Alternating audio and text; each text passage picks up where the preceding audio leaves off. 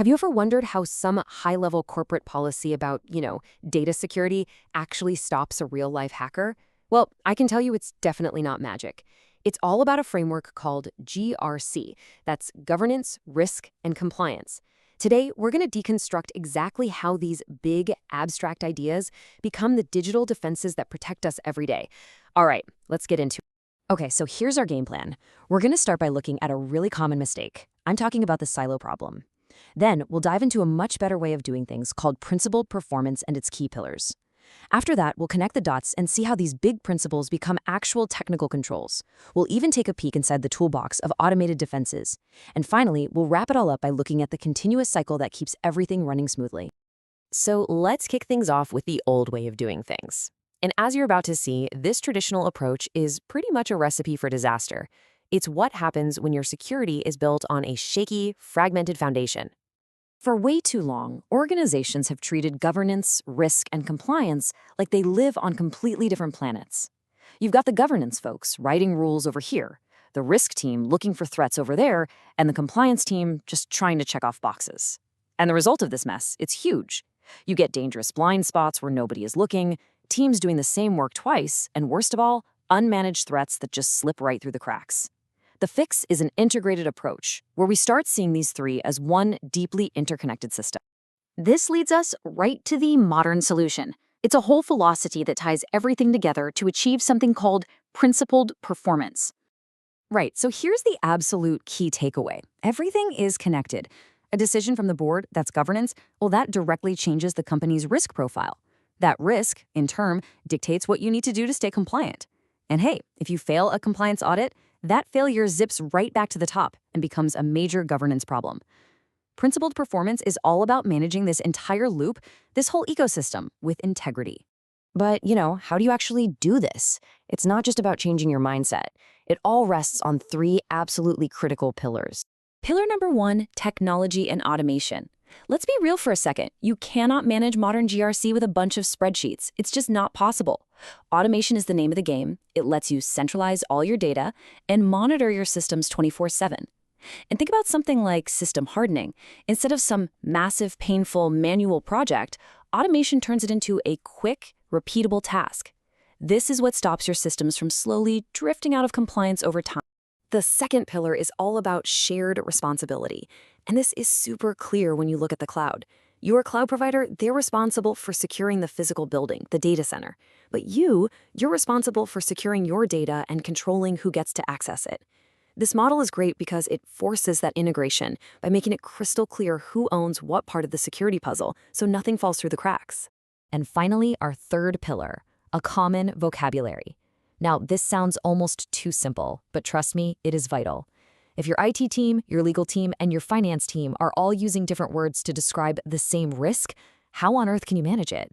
Imagine IT and legal having different definitions for a data breach. That confusion can cause a massive delay in your response, turning a small incident into a $1 million headache. A common language just gets everyone on the same page. Okay, so we've got the high-level philosophy. Now let's see how this all trickles down into the real nuts and bolts of security. How do we actually get from a policy document to real-world practice?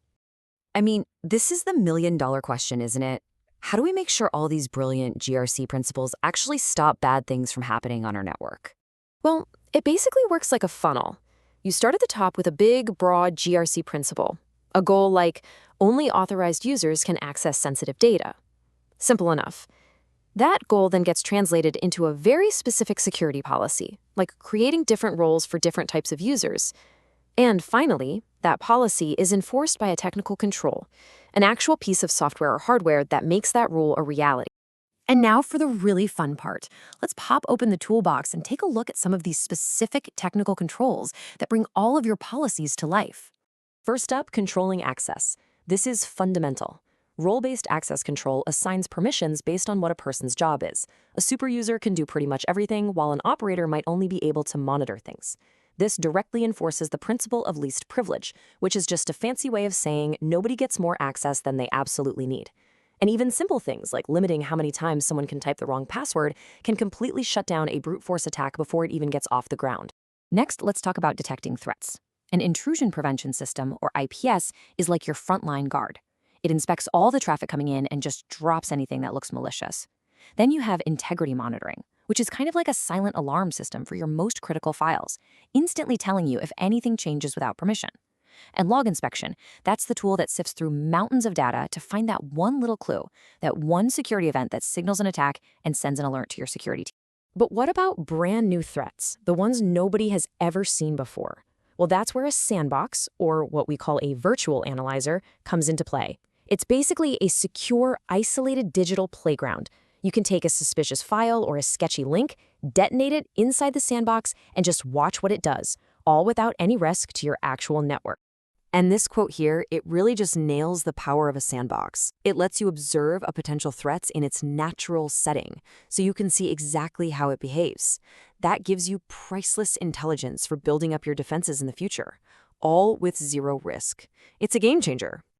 So, we've looked at the principles and we've looked at the tools, but it's so important to remember this isn't a one-and-done setup. It's a continuous cycle. It's a living, breathing process that makes up the big picture of your security posture.